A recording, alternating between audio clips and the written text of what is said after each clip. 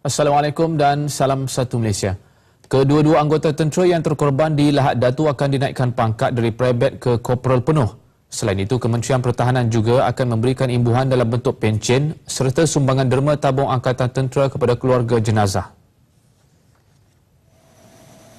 Perkara tersebut diumumkan Menteri Pertahanan Datuk Seri Dr. Ahmad Zahid Hamidi selepas beliau dan Perdana Menteri Datuk Seri Najib Tun Razak membuat penghormatan terakhir ke atas kedua-dua jenazah yang tiba di Pengkalan Tentera Udara Subang pada pukul 8 pagi tadi.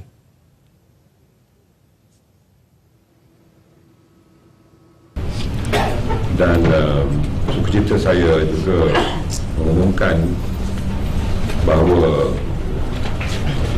kedua-dua Allahyarham akan diberikan kenaikan pangkat, dan ini berarti bahawa imbuhan untuk kedua-dua bapa mereka akan diberikan melalui beberapa faedah perkhidmatan. Wang bukanlah boleh mengubati rasa kesedihan dan kehilangan pada kedua-dua Allahyarham. Menurut beliau lagi, Datuk Seri Najib juga akan ke Kelantan untuk majlis pengkebumian kedua-dua anggota tentera hari ini. Anggota pasukan keselamatan yang terkorban semasa melaksanakan tugas operasi daulat di Lahad Datu telah melakukan pengorbanan yang amat besar untuk mempertahankan negara. Menurut Menteri Perdagangan Antarabangsa dan Industri Datuk Seri Mustafa Mohamad, pasukan keselamatan melaksanakan tanggungjawab yang besar untuk memastikan keselamatan dan kesejahteraan rakyat.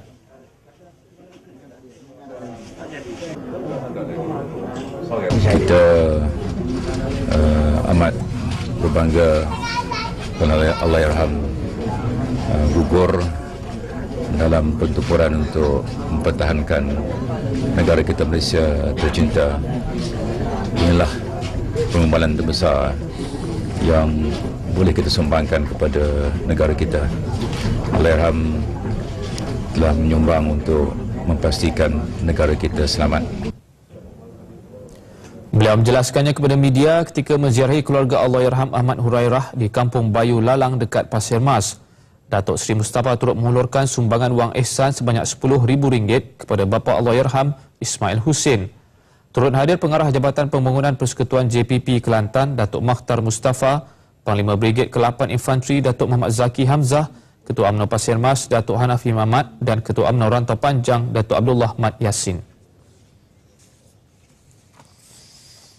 Sementara itu, berita kematian Private Ahmad Farhan Ruslan 21 tahun ketika mengiringi konvoi menghantar bekalan makanan kepada pasukan keselamatan yang bertugas di Lahad Datu semalam menyebabkan ibunya pengsan beberapa kali. Roslawati Ghani 44 tahun pada mulanya was-was apabila dikabarkan perkara itu kira-kira pukul 4 petang. Menurut bapa saudaranya Zulkifli Ghani, kali terakhir beliau menghubungi Allahyarham pada minggu lepas untuk bertanya kabar dan tidak mengesyaki apa-apa. Sementara itu, ibu mangsa yang enggan dirakamkan visual beliau sering risaukan anaknya. Katanya Allahyarham pernah menyatakan kepadanya agar tidak risau kerana menurutnya dia berada dalam keadaan selamat. Menurut Roslawati, kali terakhir dia berhubung dengan anak keduanya itu pada Jumaat lepas. Walaupun masih terkejut menerima berita mengenai kematiannya, namun dia reda dengan pembagian anaknya dan mendoakan agar rohnya dicucuri rahmat dan ditempatkan dalam kalangan golongan beriman. Roslawati berkata ketika menerima berita dari dua tentera yang datang ke rumahnya kira-kira pukul 4 petang semalam, suaminya tiada di rumah kerana mempunyai urusan di Singapura. Sementara itu, Datuk Mangsa Ghani Muhammad 67 tahun berkata, walaupun sedih dengan pembagian cucunya, namun berbangga dengan semangat Allahyarham yang berkhidmat untuk mempertahankan negara. Dengan itu, sekian berita. Assalamualaikum dan salam satu Malaysia.